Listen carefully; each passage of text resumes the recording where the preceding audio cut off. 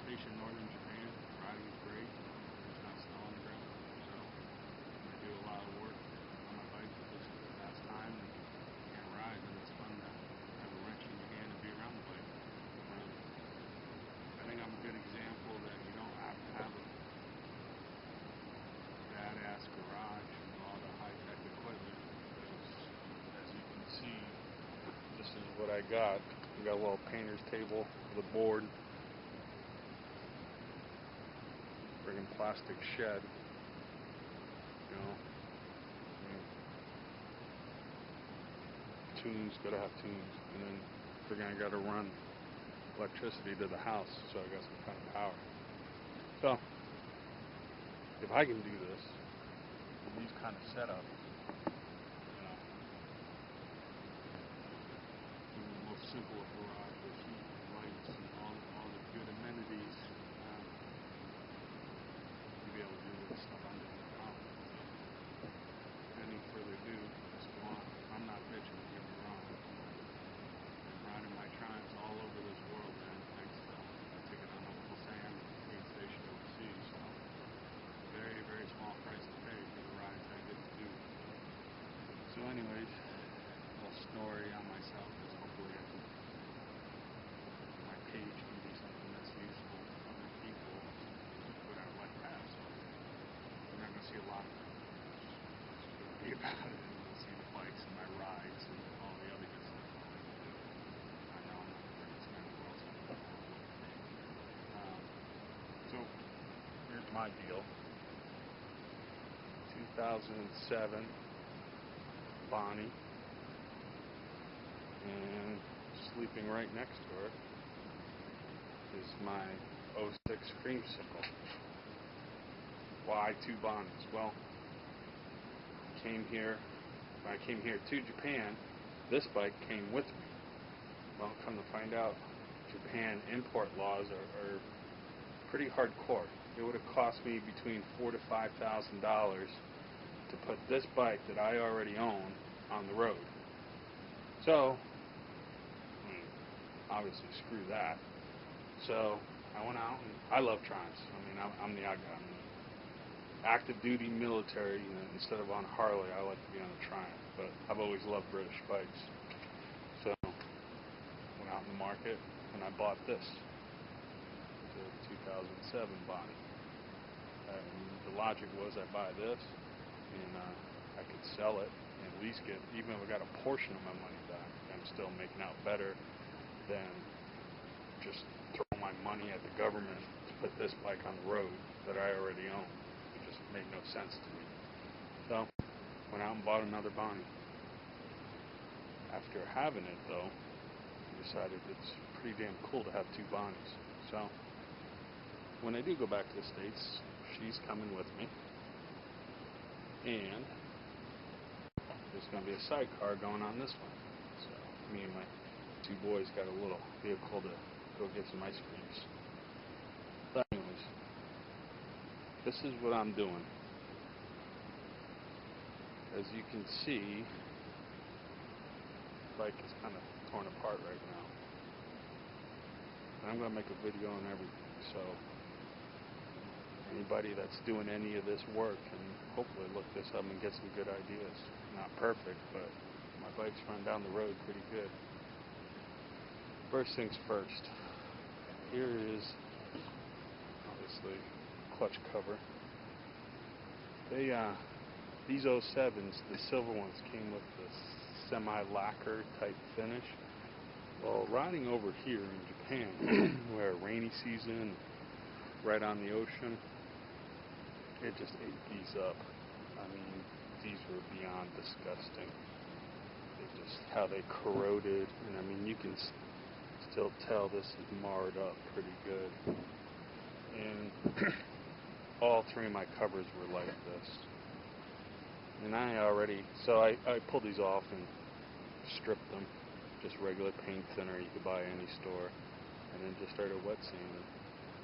Started at 600, and I go 800, 1,000, 1,500 to 2,000 until they're shiny and they're bubbling. This, believe it or not, I'm I haven't even gotten to 1,000 yet. I'm still at 600. I have maybe 16 hours on this cover already. You can see parts where it is getting done and parts I haven't gotten to. But it's a real old style look, the buffed aluminum that I love. I mean, they're on the Meriden Bonnies all the time. But when they're finished, they're going to come out. They'll come out like that. And of course, that's my timing cover. And I should have started this video when I pulled everything off because, what was it? Proof is in the pudding or whatever you want. But this cover was just as bad as this cover. And I probably spent about 16, 18 hours from start to finish till I got it buffed out. And that's what it looks like after you put the time in and get them shining. That is just aluminum. That's the natural aluminum casing. That's not chrome. So I know these covers get expensive. So if you run in that boat and you're wondering what to do, this is what they're going to look like if you throw in the time and wet sand them out and buff them. I use just the regular Magura polish. Just a little oil. That could be really good.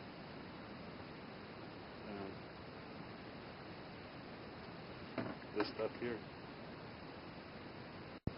Once I got them all wet sanded and ready to go, I just put that on with a toothbrush, and there's a sprocket cover that's done as well.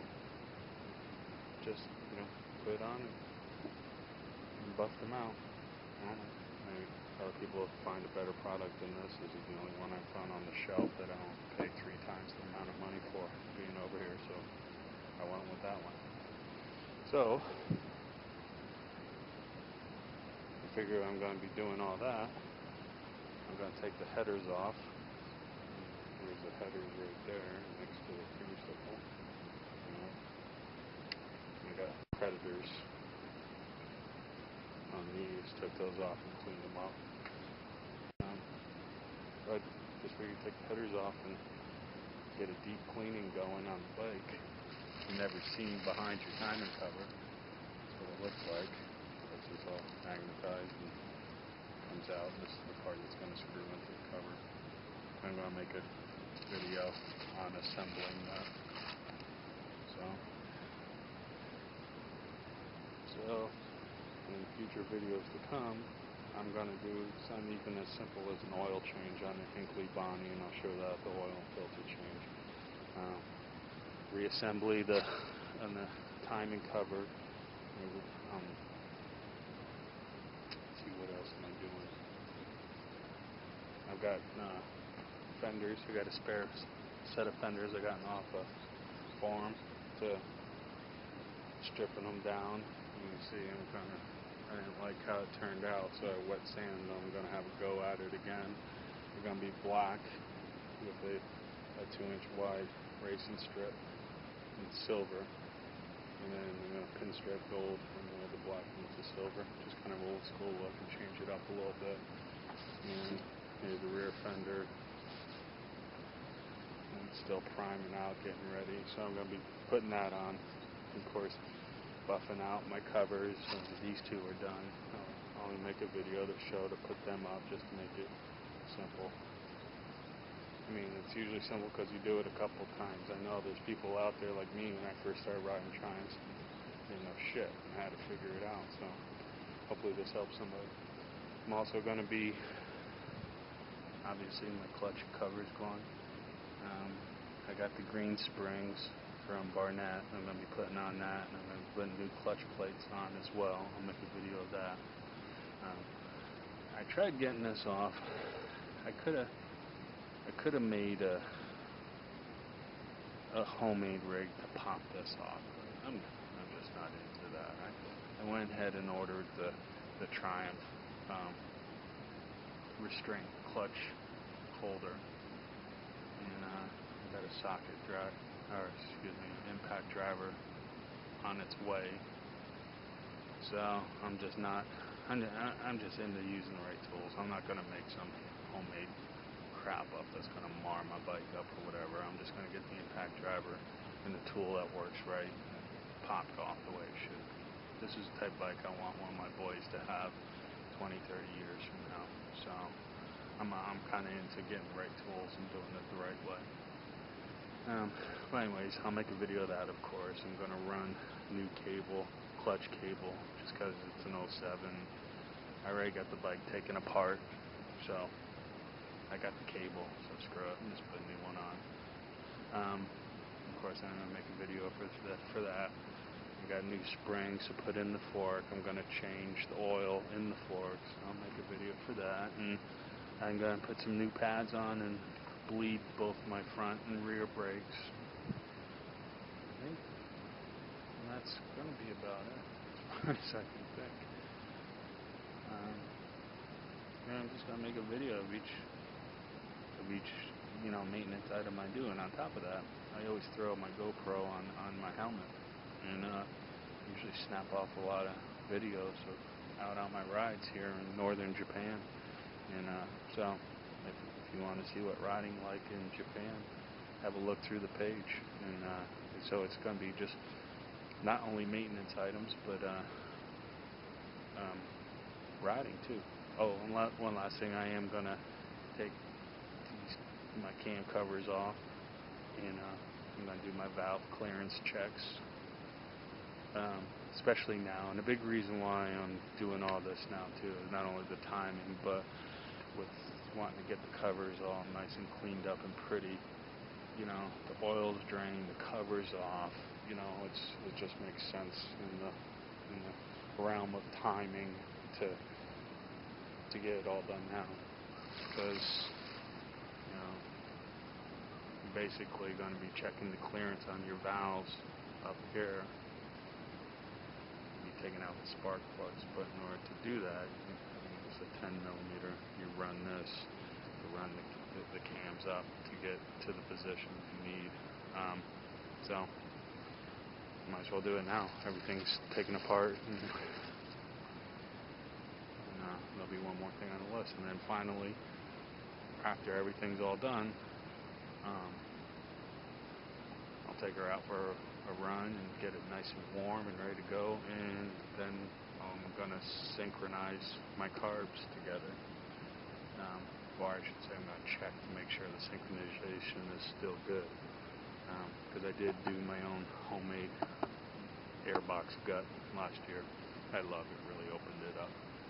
So, quite a few things, and I'm just going to be making some maintenance videos and on the way as I go. And then after that, check it out if you want to see some cool riding here in northern Japan. Alright? Thanks for checking this out.